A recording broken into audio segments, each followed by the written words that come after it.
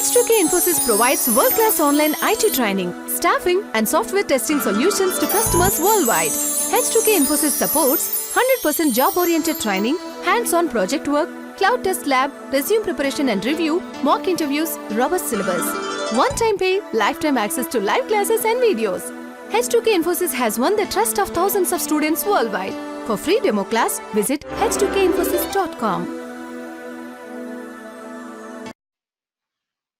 Okay. Hope everybody is able to see my screen as well. Confirm meeting.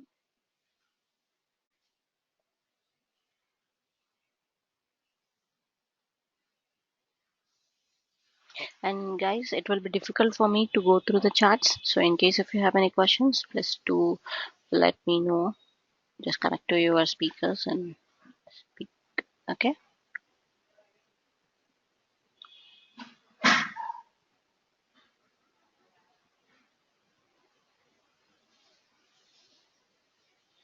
Is my screen visible, team? Nobody have confirmed me yet. Okay. Very good. So friends, today we are going to see uh, one of them interesting proof of concept, which is about a retailer process application. So till now we have gone through all the components independently, right? Like HDFS, MapReduce, Big, Hive, HBase, etc., etc.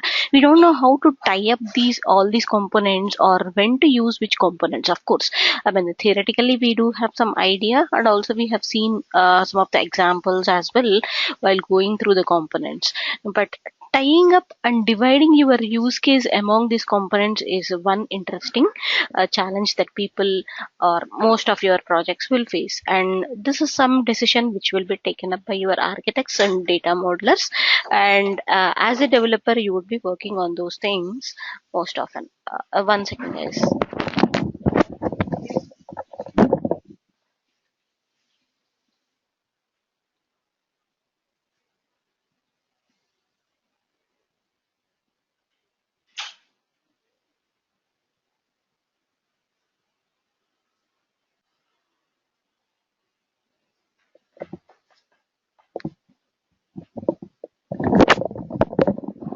Yeah, sorry guys. Yeah, so we will go through it in detail, like what exactly this POC about and what are the requirements that we do have here first of all, and for each of the step we will go through what kind of components we are using, then we will move on to the technicalities. Okay. Yeah.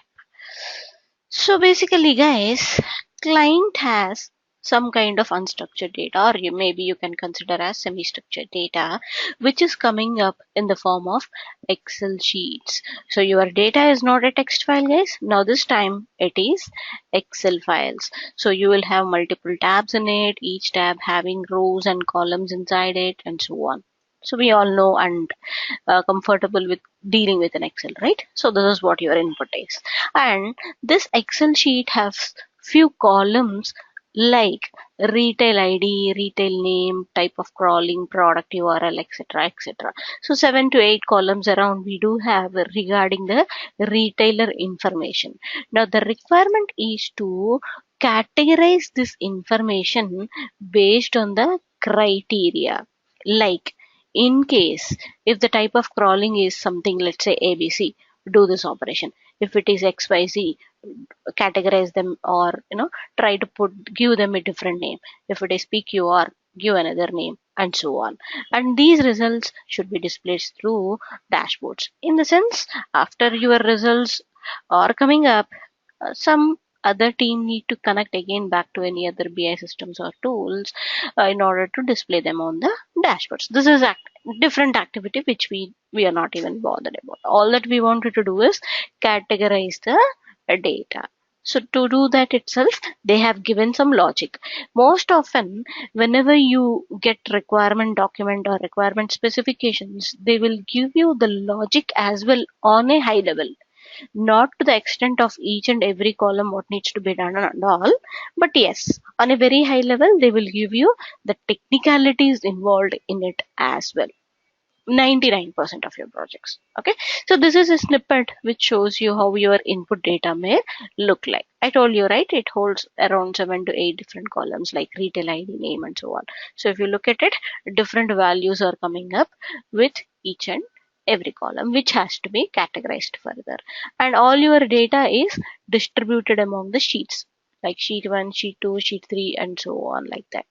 And your input file has around, let's say, each sheet 6,000 or 7,000 plus records. Now, this is some logic which is given by your client. Like, if the type of crawling belongs to any of these categories, go inside the loop and say that if it is equal to BS, and if the sales price is less than some value and rebate price greater than some value, categorize them as high bus products. Similarly, if the type of crawling is still BS and the range between your regular price and rebate price falling between these values, considered as normal products. Likewise, they have given around 7 to 8 different categorizations altogether. So the categories now are high-vis products, normal products, rare products, etc., etc. All these are your different products, and this is a logic which is given by the client itself. So you have to put in your code and see how it is working up. And yes, as soon as you start working, you might get more questions. So you will keep on reaching out to your client, get them clarified, and develop your code. This is how generally, Hadoop projects go with. So team, how to start with this? So I have input data, I know how it is coming in, and also I know what logic has to be implemented. Now which component to be used? That's the next biggest question, right? So yes, in MapReduce, we do have multiple APIs that were available to deal with different kinds of data as well. It's not just limited to your text data, right? So you can process even Excel files. So again, there are multiple ways, guys. There is no hard and fast rule saying that you have to use this component itself. There is no rule like that again. It is up to you, like which is the most suitable or comfortable one. And as I told you, this kind of decisions will be taken up by your architect and they will share you that information. Let's say it was decided that this processing should be done by your MapReduce program, at least the categorization process. After that, any colorings or any additions on top of it can be taken up by the next components like Pig, Hive, and so on. But this categorization, the core logic should be involved in MapReduce because it's the most easiest way as per their understanding, let's say. Okay, so if you look at the application flow, this is how we are going to design. You have Excel input files. So this is your input data. Let's say it is available in the local file system itself, or maybe it is coming up from another environment too, whatever it is. For time being, let's imagine it is available in my local file system. All that I will do is extract that information wherever or whatever the source could be and put it into my HDFS environment. Unless and until it is on HDFS, I cannot easily process it, right? So first step is storing the data. Hence, I kept it in my HDFS. Second step is I'm using MapReduce job. So to implement that categorization logic, I'm using this MapReduce job.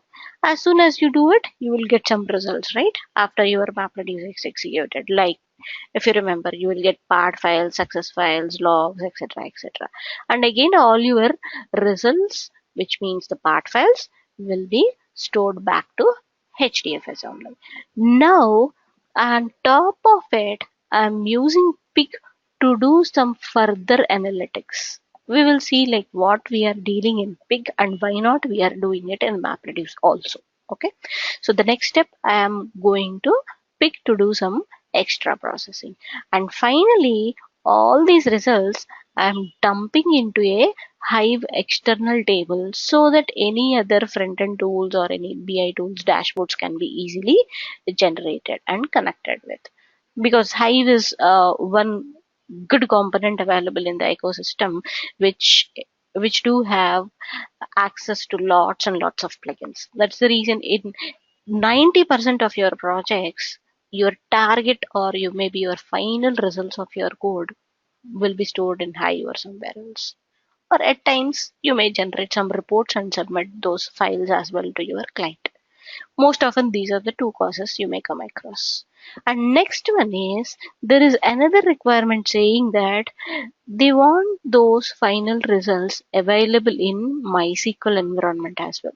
So MySQL has some further processing on top of it, which they wanted to carry up.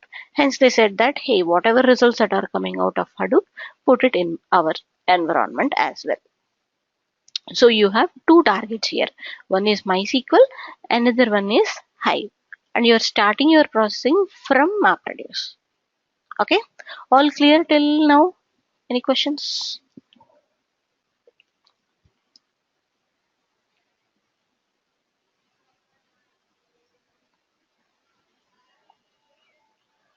Okay, give me 1 second, guys. My VM is giving trouble these days.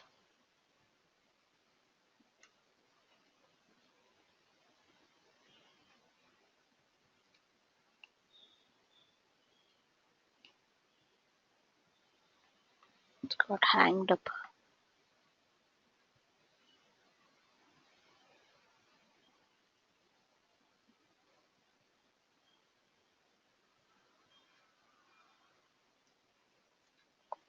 Give me 1 second, team. Let me try logging in again.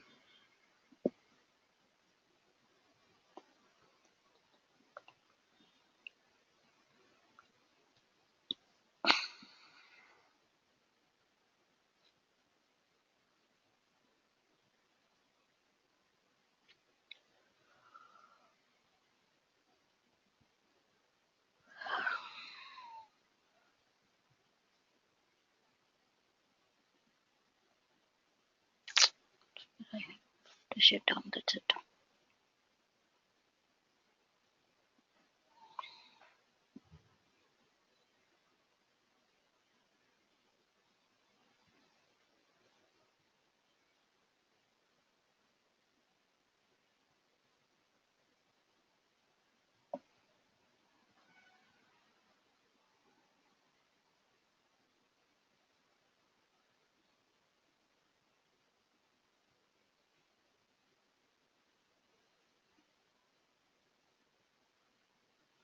Okay, meanwhile it comes in.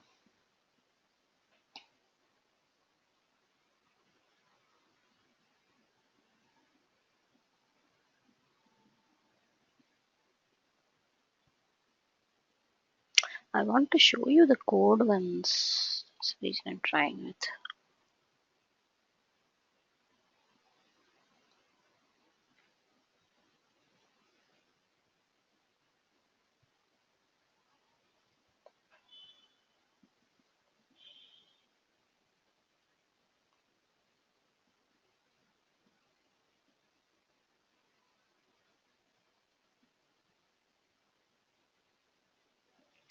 Okay, fine. Meantime, it comes up. Now, team, tell me how do you process an Excel file in MapReduce? Any guesses or any ideas? Maybe at least by looking at this diagram. Friends, you have to speak out, else there's no point in discussing this thing also. And I heard that you have requested for the POC explicitly.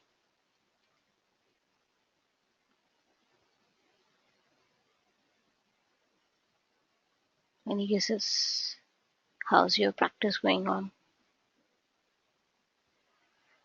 I remember that we have a long break, around 10 days, so I hope you all should be very good.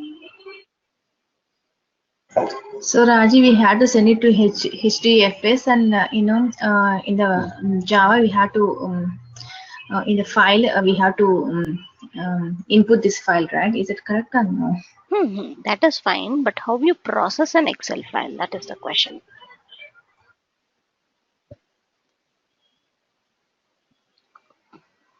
what's the way, or how you handle your mapper code, how you handle your reducer code. Can your Excel data be read directly as it is, or you need to do any manipulations on top of it? So that is the question.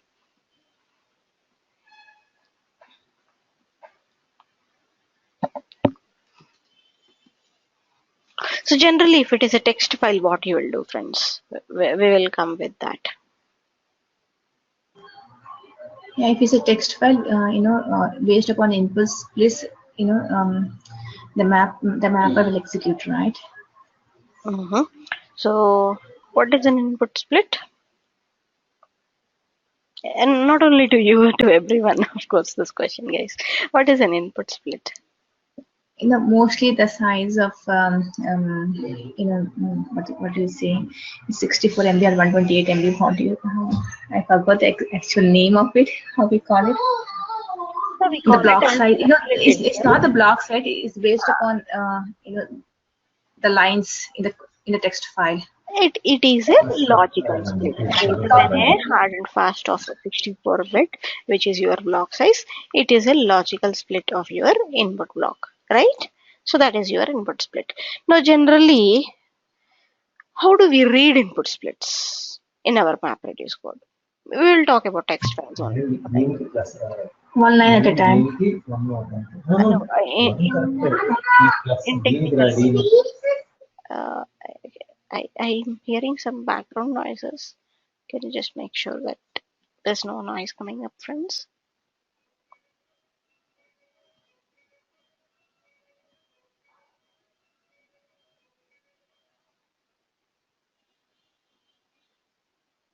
So you will use input format, right?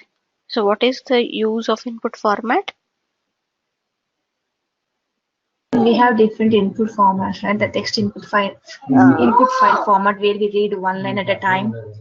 Exactly. So what is the use of this input format?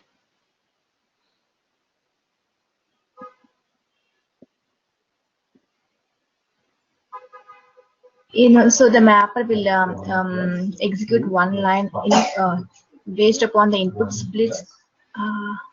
No, for each line, the mapper will execute, and it will go to the next line and execute it. Is that what you are asking? Excuse me. Not exactly. So the question is about input format. What is the advantage or usage of having an input format? So what you said is correct, but it is not related to the question.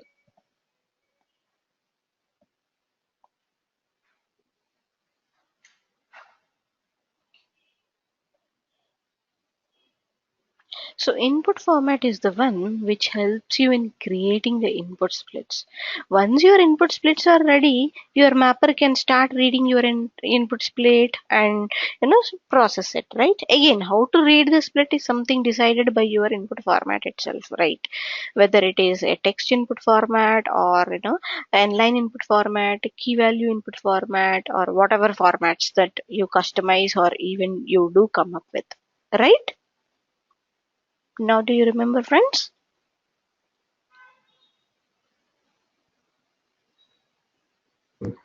Yes, Raji. Yes, very good. Now, in our program, in our case, we are dealing with Excel. In Excel files, we don't have a specific built-in functions to process or to read it. Hence, that is the reason you need to come up with a custom input format and custom record readers. So custom input format helps you in determining how to read the Excel file. And what is the use of record reader, team?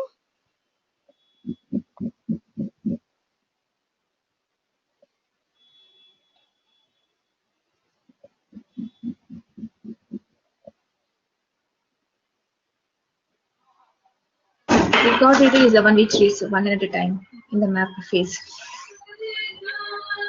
Record reader is the one which helps you in defining the keys and values from your input split and send it as an input to your mapper program.